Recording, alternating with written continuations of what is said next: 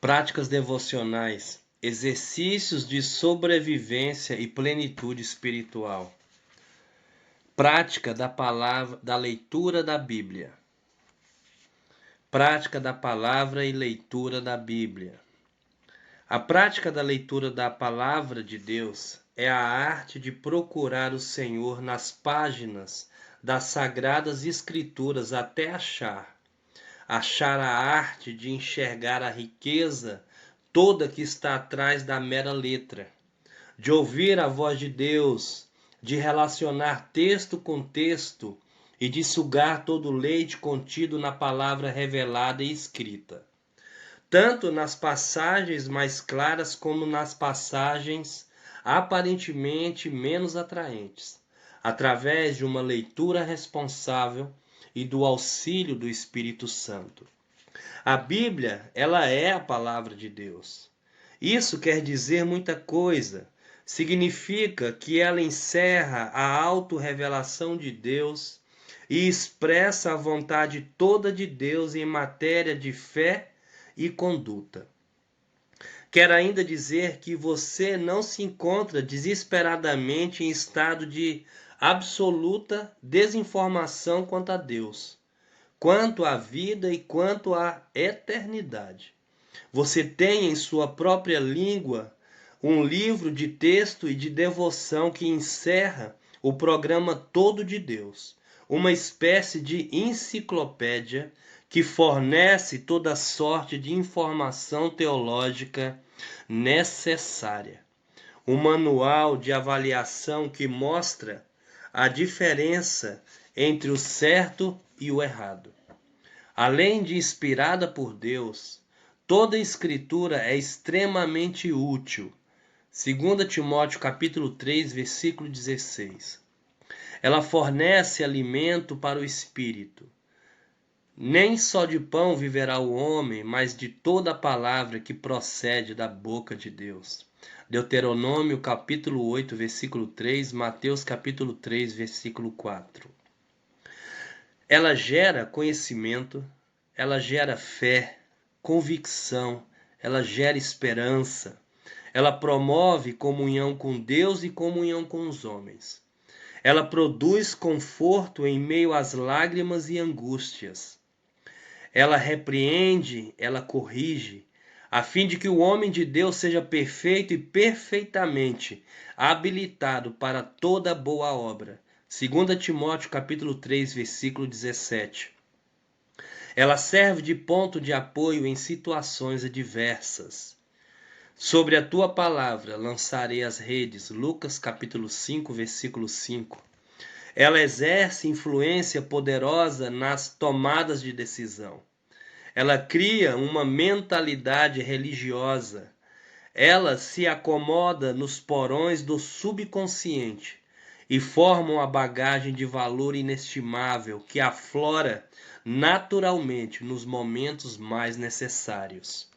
Contudo, para que este volume enorme de riqueza se torne seu, é necessário comer a palavra de Deus. A semelhança de Ezequiel, que encheu as suas entranhas do rolo de um livro.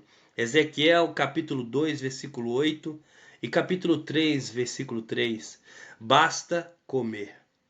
O resto é com Deus. A ingestão da Sagrada Escritura depende de você. Trata-se de um exercício voluntário. Trata-se de um exercício voluntário consciente e pessoal. Faz-se isso por meio da leitura cuidadosa e regular da palavra. A leitura formal, a leitura superficial, ocasional, desordenada ou supersticiosa rende muito, pouco ou nada. Bem como a leitura feita para satisfazer apenas o intelecto. Abre bem a tua boca, diz o Senhor, e tá encherei. Salmo 81, versículo 10. Você precisa aprender a arte de abrir a boca para meter a palavra de Deus dentro do espírito.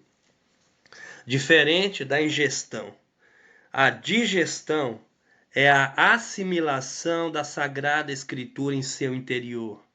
O processo é inconsciente, automático e irreversível.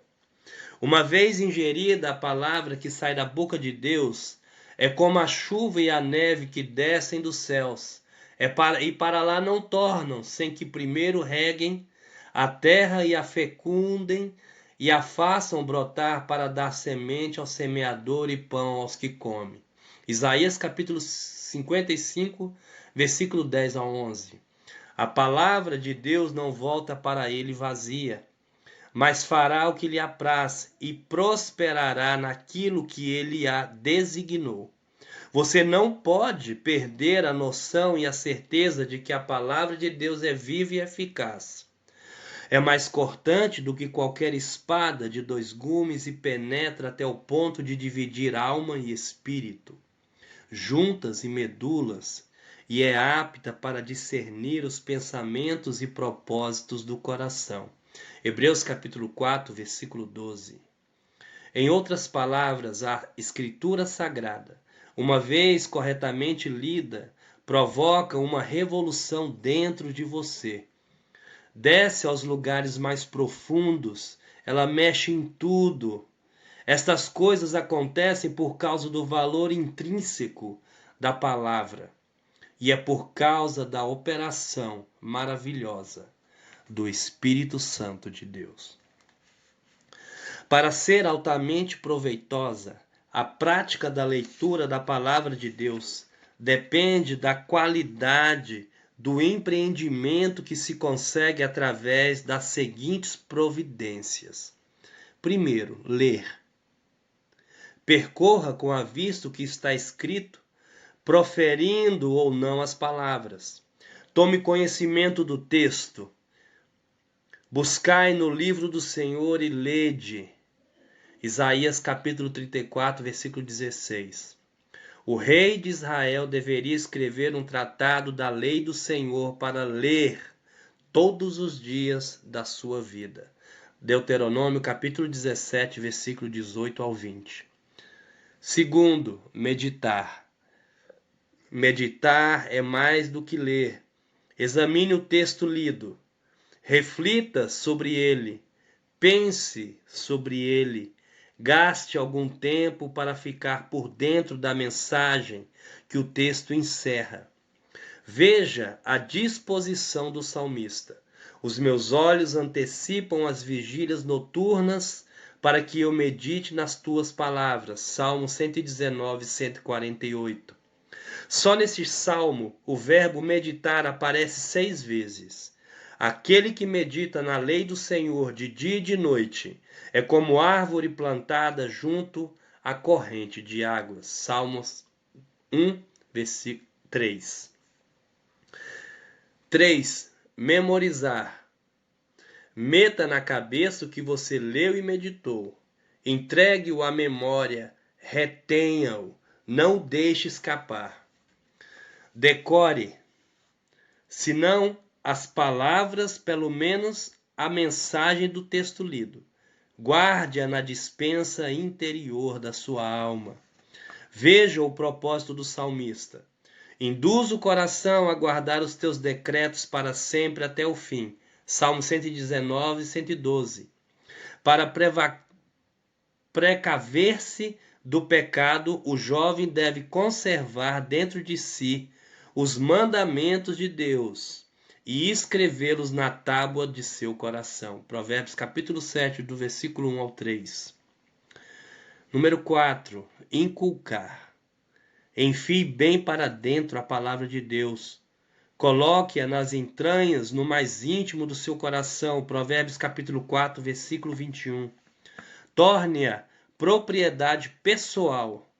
Provoque uma impregnação da Sagrada Escritura em todo o seu ser. Era isso que Israel deveria fazer com as crianças. Estas palavras que hoje te ordeno, tu as inculcarás a teus filhos, e dela falarás assentado em tua casa, e andando pelo caminho, e ao deitar-te e ao levantar-te. Deuteronômio capítulo 6, do versículo 6 ao versículo 9. Número 5. Conferir. Compare texto com texto, não só para descobrir o sentido exato da passagem lida, mas também para enriquecer o seu conhecimento de toda a Escritura, consultando outras passagens paralelas. Por exemplo, digamos que você está lendo a Epístola de Paulo a Tito e encontra a frase: estas coisas são excelentes e proveitosas. Capítulo 3, versículo 8. A partir daí, você pode descobrir várias coisas excelentes ao correr da Bíblia. O mais excelente nome, Hebreus capítulo 1, versículo 4. O mais excelente sacrifício, Hebreus capítulo 11, versículo 4. O mais excelente óleo, Amós capítulo 6, versículo 6. O mais excelente caminho, 1 Coríntios capítulo 12, versículo 31. A excelência do episcopado, 1 Timóteo capítulo 3, versículo 1. O espírito excelente de Daniel, Daniel capítulo 5, versículo 12. E a menção a Rúben, o mais excelente em altivez e o mais excelente em poder. Contudo, impetuoso como a água. Gênesis capítulo 49, versículo 3 ao 4. Ora, este esforço é altamente compensador. Esclarece, edifica, enriquece e lhe dá uma visão global das Escrituras. Número 6. Lembrar. Aprenda a fazer uso prático do que foi guardado na memória e nas entranhas. Retire do computador o que foi digitado. Retire do banco o que já foi depositado. Retire da despensa o que já foi armazenado e sirva-se à vontade. Você nunca vai ficar na mão, sem assistência, sem tratamento, sem pão. É só lembrar e aplicar a palavra de Deus. É nesse sentido que Jesus disse: lembrai-vos da mulher de Ló, Lucas capítulo 17, versículo 32. Fez muito bem a Pedro lembrar-se de que Jesus lhe dissera: hoje 3 vezes me negarás, antes que o galo cante. Lucas capítulo 22, versículo 61. Por causa do temperamento, do estilo pessoal de ler e de estudar e da disponibilidade de tempo, cada um deve descobrir e adotar a maneira própria mais indicada de ler a Bíblia. Os métodos alheios servem apenas de exemplos. Considere, todavia, mais algumas sugestões. Número 1, a primeira sugestão. Reserve a hora mais propícia do dia para ler a Bíblia. Isto varia muito de pessoa para pessoa. Seja exigente neste sentido e evite a hora menos propícia. Número 2. A preocupação maior deve ser com a qualidade da sua leitura e não com a quantidade que você lê. Você não precisa ler a Bíblia durante o ano, mas precisa ler a Bíblia com proveito o ano inteiro. Número 3. Procure ler toda a Bíblia, não necessariamente de Gênesis a Apocalipse. Leia grupos de livros, os livros poéticos, as cartas de Paulo, leia os profetas menores, leia o Pentateuco, os 4 evangelhos, os livros históricos e assim por diante. Para seu controle pessoal, coloque a data do início e do final da leitura em cada livro que você lê. Número 4. Sublinhe o que você achar mais interessante na palavra. Faça pequenas notas às margens ou num bloco à parte. Por uma questão de ordem, e é bom numerá-las. Uma numeração para cada livro lido. O esforço de escrever as notas torna a leitura e a meditação mais sérias e ajuda a memorizar as lições aprendidas. Use a concordância bíblica. Número 5.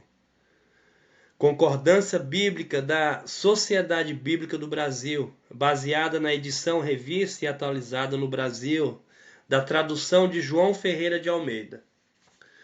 São 1.100 páginas e 300.000 linhas, para conferir escritura com escritura.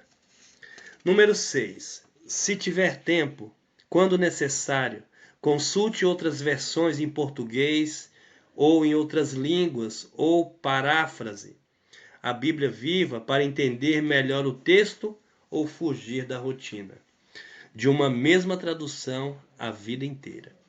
Além da tradução de Almeida, a mais usada, você pode recorrer às antigas traduções de Figueiredo, e versão brasileira é a mais recente. A Bíblia na linguagem de hoje é a Bíblia de Jerusalém, das edições paulinas. Número 7. Só consulte as notas de rodapé, comentários e dicionários bíblicos depois que você fizer o seu próprio esforço de entender o texto. Evite a sua preguiça mental. Peça sempre, número 8, o auxílio do Espírito Santo de Deus para entender as Escrituras e se beneficiar delas, seja por meio de uma pequena oração ou por meio de uma atitude de dependência e humildade. É o Espírito Santo quem levanta o véu e deixa você ver a riqueza toda que está atrás da mera letra e atrás da palavra de Deus. Que Jesus te abençoe.